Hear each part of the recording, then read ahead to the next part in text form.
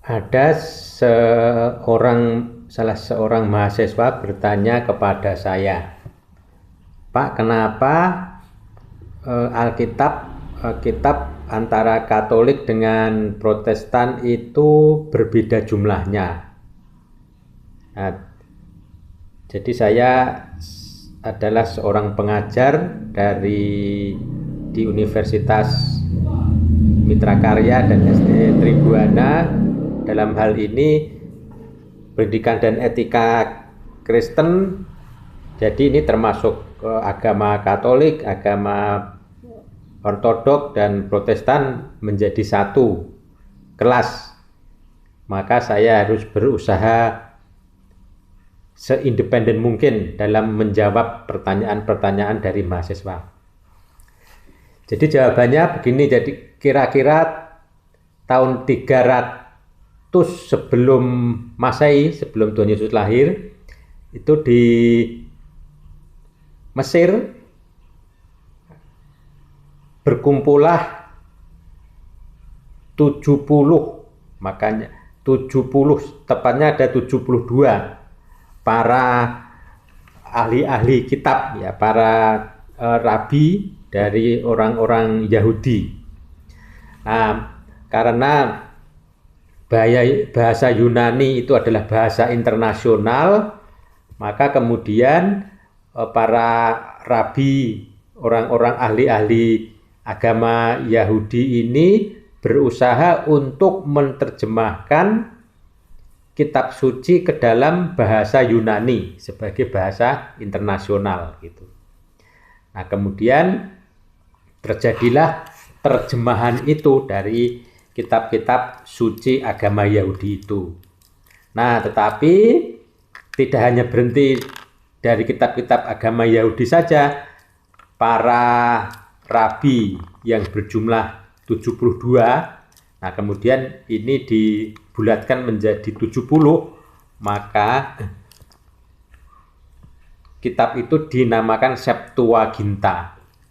Nah, mereka menerjemahkan tidak hanya kitab suci bahasa Ibrani saja, tetapi sejarah dari bangsa Israel, sejarah perjuangan bangsa Israel itu, terutama antara 400 tahun sebelum kelahiran Tuhan Yesus. Nah, itu diterjemahkan juga oleh para rabi dari Mesir ini, ya, yang mungkin dari antara mereka sudah tidak lagi bisa berbahasa Ibrani.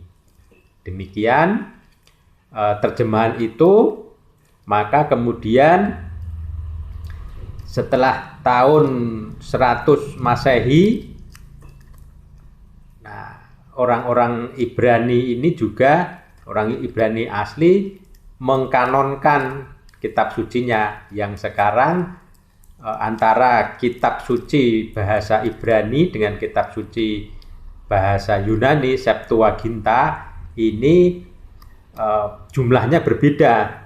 Artinya kalau di Katolik yang tidak ada di Protestan itu namanya Deuterokanonika, atau artinya kanon yang kedua. Sementara di Protestan ini dibuang karena mereka menyebut kitab-kitab apokrifa. Nah, sebenarnya kalau dikatakan apokrifa itu juga tidak tepat, ya, karena memang itu buku sejarah.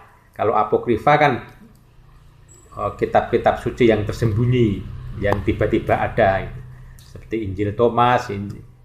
Jadi sebenarnya Deuterokanonika itu bisa dipertanggungjawabkan karena itu adalah buku sejarah, tetapi tidak bisa sebagai kitab suci gitu.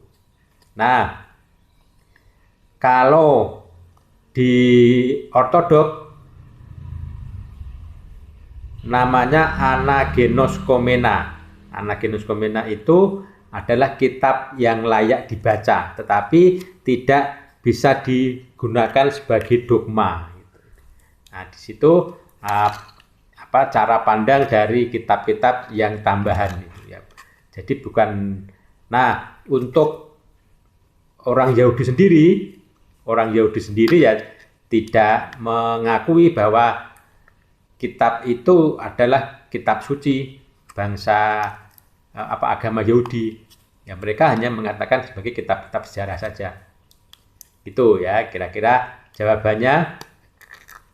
Nah, sebenarnya orang Protestan juga perlu membaca kitab itu juga, karena antara 400 tahun sebelum kedatangan Tuhan Yesus sebagai manusia, ini terjadi kekosongan sejarah gitu. Apa yang terjadi? Nah, di situ bisa dibaca oleh orang-orang Protestan juga, karena di situ ada sejarah-sejarah bangsa Israel, sejarah bangsa Yahudi, apa yang terjadi, apa yang dilakukan. Jadi sebagai jalan tengah ya, jadi kitab itu adalah kitab sejarah. Nah, kalau di Katolik Deuterokanonika itu artinya kanon yang kedua. Jadi setelah kitab suci, ya, Perjanjian Lama dan Perjanjian Baru, itu menjadi salah satu kanon juga. Nah, inilah kemudian yang menjadi perbedaan antara dogma api penyucian antara Protestan dengan Katolik.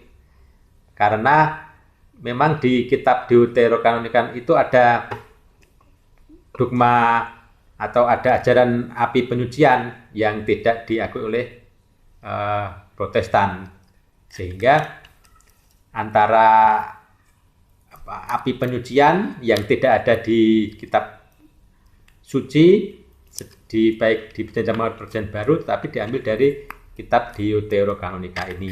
Itulah yang kemudian menjadi salah satu perbedaan antara Protestan dengan Katolik. Nah, kalau di Ortodok memang juga tidak dimasukkan ya di kitab suci, tetapi itu menjadi kitab sejarah, gitu. Kitab sejarah di Anagenos Komena. Demikian, mungkin sekelumit jawaban bisa membuka sedikit pengertian antara masing-masing iman. Jadi kalau kita sebagai ilmuwan, ya, para mahasiswa itu memang belajar sejarah dari ketiga iman yang antara Ortodok dengan Katolik dengan Protestan, memang kita akan menjadi para ilmuwan yang tidak begitu saja mempercayai, mengimani apa yang kita imani. Jadi tubuh Kristus adalah juga dari diri kita, bahwa gereja itu adalah dari diri kita. Kita bisa memahami antar iman apabila kita memahami sejarah apa yang terjadi 2000 tahun yang lalu, bahkan 300 tahun yang lalu. Demikian sedikit jawaban, mudah-mudahan bisa menambah pengetahuan. Terima kasih.